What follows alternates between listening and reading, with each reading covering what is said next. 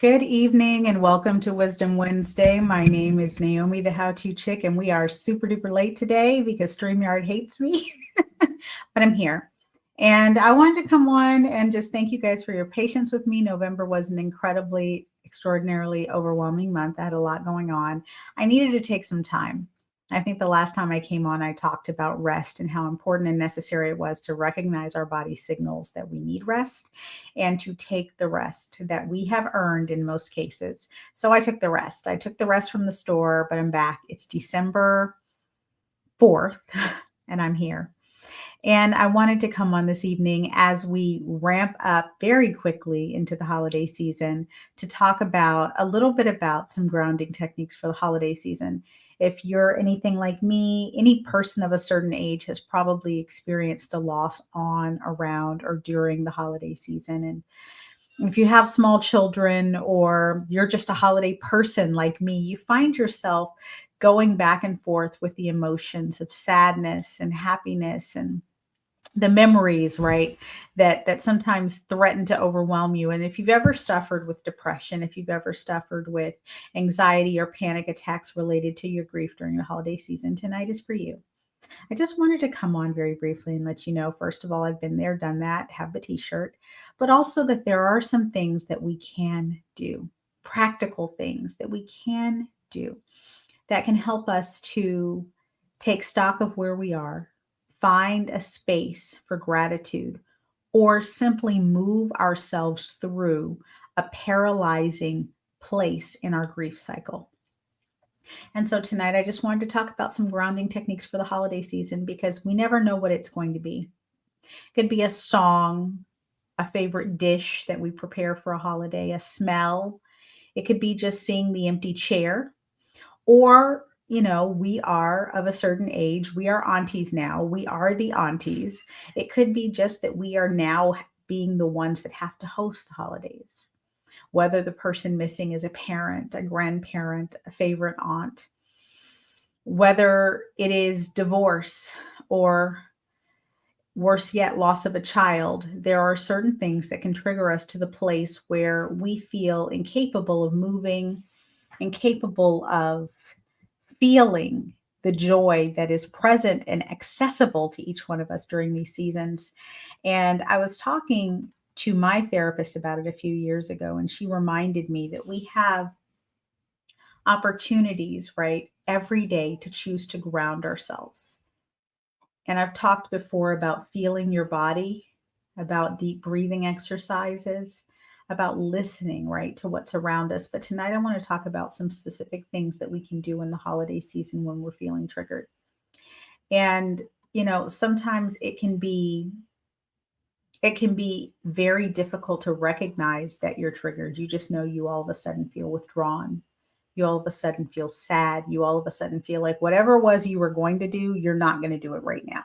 Whether that has to do with work, whether it has to do with an obligation that you picked up along the way, or whether it's just trying to get into the holiday season. There are many people for whom lights, and I'm using this metaphorically, but the lights go out at Christmas because of the grief, because of the pain that the holidays can bring when you've suffered loss, when you've suffered something that is devastating, and a lot of people have.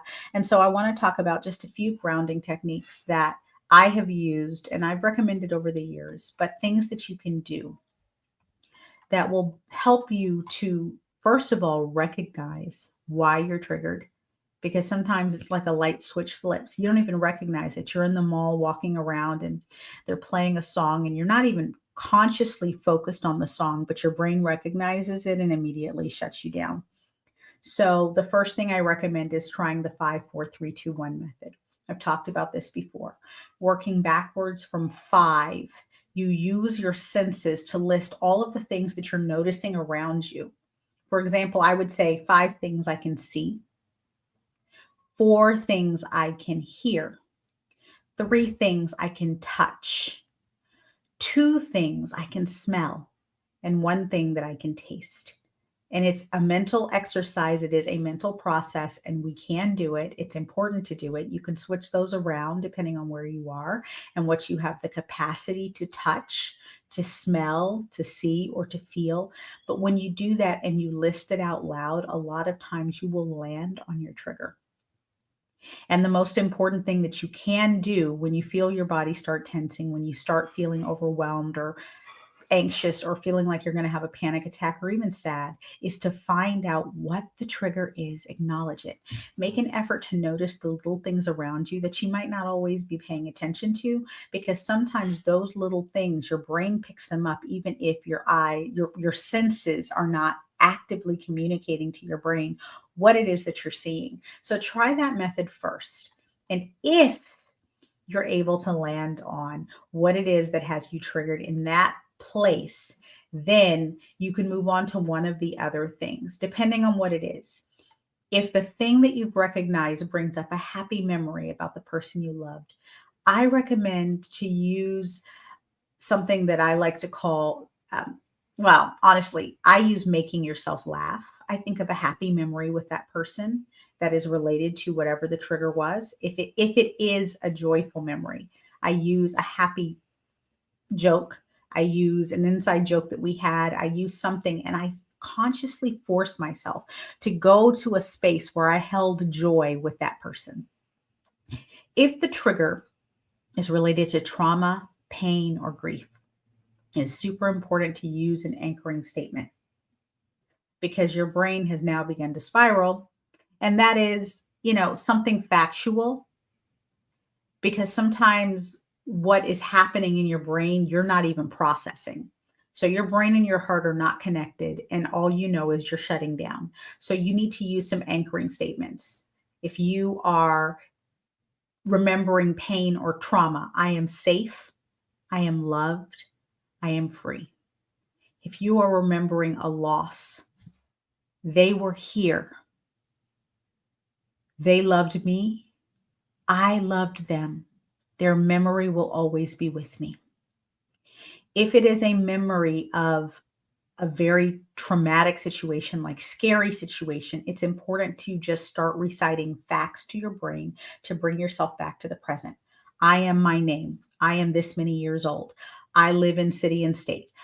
Today is Friday, or it's not, it's Wednesday, December 4th, 2024. It's 9:18 p.m. I'm sitting at my desk. There is no one here. And then go back. I am safe. I am loved. I am free. So if it is that you have a happy memory, but it's related to loss, make yourself laugh. Go to a joyful memory of the person.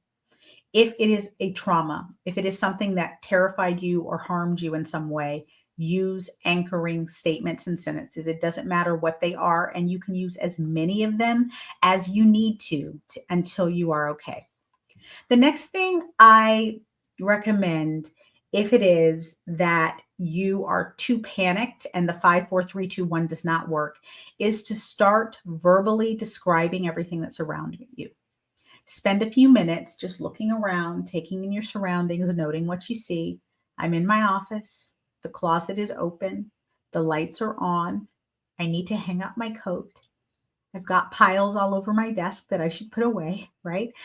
The more detail, the better, because it's going to refocus your brain from whatever rabbit hole it's on and bring it back to the present. Keep going until you start feeling your heart rate slow down. Now, these are important things that you can do, especially if you're in a public place. I mean, I never have a problem with talking to myself. There are people who do not enjoy talking to themselves. Take your headphones if you're worried about it and just pretend you're on the phone. It is also important to have things that you can do when you simply can't speak. Sometimes you get triggered at church in the middle of service. Sometimes you get triggered at work in a meeting. Visualize your favorite place. And if it's a moment where you're heavily feeling the loss of a person, visualize the favorite place that you were and the time that you spent with them. Go to that home, go to that activity that you used to do, go home. If if your family is from abroad or from another city or state, go there in your mind. Use each one of your senses very quietly. You do not have to say this out loud. Imagine what you would hear, what you would see, what you would smell, and what you would feel. And try to think about the last time you went there, what you did, and how it felt at the time. And I want to be careful here because if the last time you went there was for a funeral and nothing good happened, if the last time you went there, the whole family was fighting, that's not the time to go to. Go to a time where you held joy in that space and allow yourself to describe that place to yourself until you feel okay. The next thing I recommend is if you have a panic attack, if you all of a sudden feel like you can't anymore, it's okay to not be okay.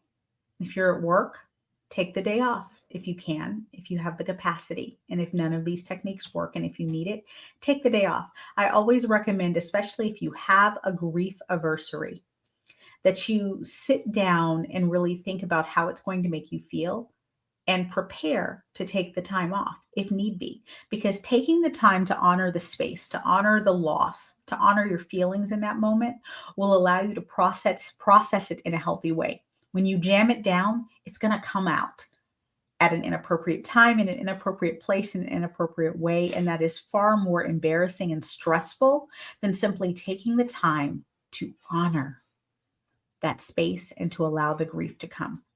The next thing I recommend is to listen to music.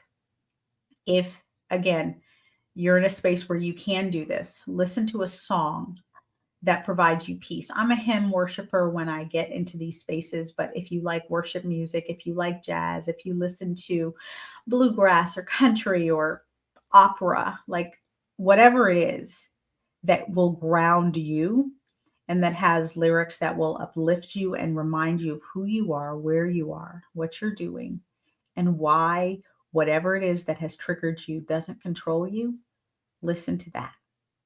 I also recommend that people have a playlist of songs that are meaningful and that can help them handle these types of feelings. If you have Spotify, if you have Apple Music, Pandora, whatever it is you have, make yourself a playlist.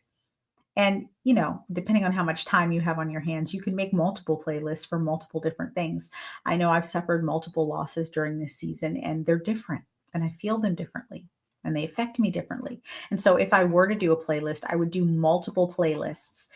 The last thing I want to remind you is that this is not just something that you do. This is a practice. So any of the techniques that I've recommended, if they work for you, and the reason I'm recommending them for real is that they work for me.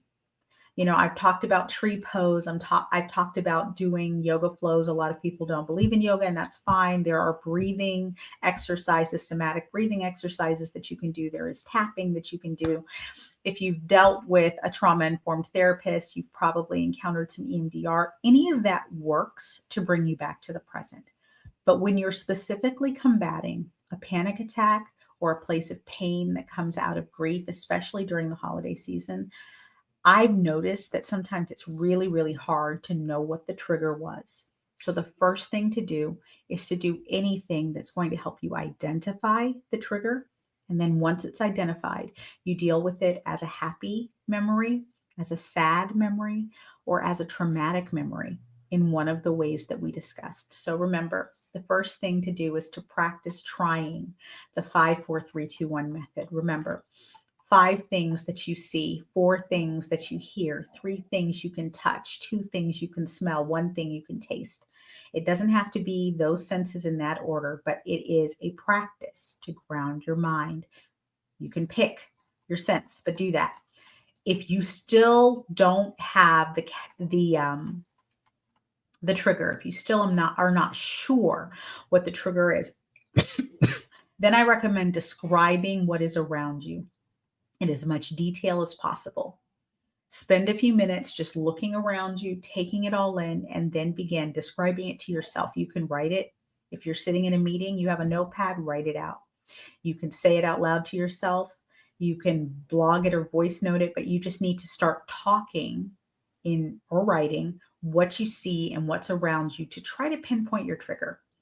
And then you can go to one of the specific grounding tasks, which we talked about, which are specifically making yourself laugh or going back to a joyful memory with the person. If it is a memory of a person that brings you joy, if it is a memory that makes you cry with a person that you loved, you can also try using making yourself laugh by thinking about something joyful with that person. However, if it's a traumatic memory, if it's a deeply painful memory, use anchoring statements. Go through and just keep reciting facts to yourself. Any category of facts. If it's traumatic, I recommend the most mundane facts you can think of: your full name, your date of birth, where you were born, where you live, where you work, what you do, those type of things. Now, if you are trying to deal with just general sadness, remember, you can use factual statements that help ground you in the present, which is, that person was here, they died on this date, I had the opportunity to say the goodbye, or I'm so sad that I did not have the opportunity to say goodbye. You just use full sentences and allow yourself to process the emotion of the sadness.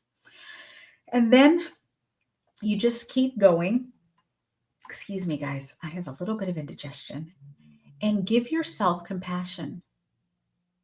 If none of those things pull you out of your funk, give yourself the compassion to allow yourself to not be okay in that moment. So that is, you can decide to take the rest of the day off work. You can decide to go for a walk and see if that helps. You can decide to play one of your playlists and go through and listen to something that's intended to bring you joy.